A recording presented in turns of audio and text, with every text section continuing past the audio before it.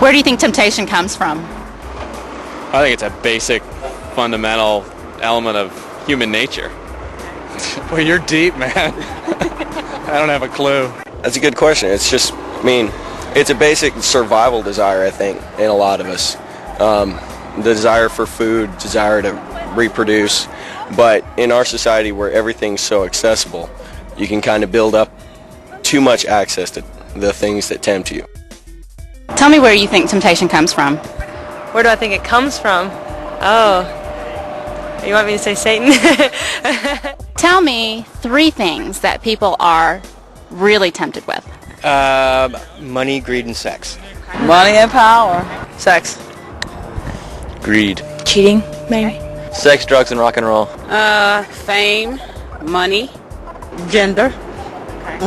What do you mean by gender? Sexual preferences.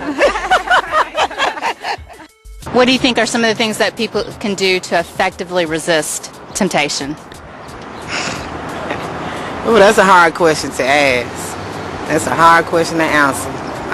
Top of your head. Tell me some ways we can effectively deal with temptation, or should we even deal with it at all?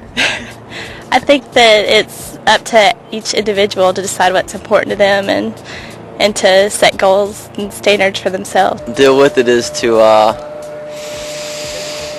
guess, avoid situations like you'd be tempted by. I don't know, like, not go to, like, if you're not into drugs, don't go to places the drugs are going to be at, and just don't get yourself in situations that you can't avoid. What do you think people can do to resist temptation? Probably pray. Where do you think temptation comes from? Willpower. Yeah, if you're not a strong-minded individual, temptation can definitely get the better of you. Got to have a strong faith in God too, to override temptation. Where do you think temptation comes from?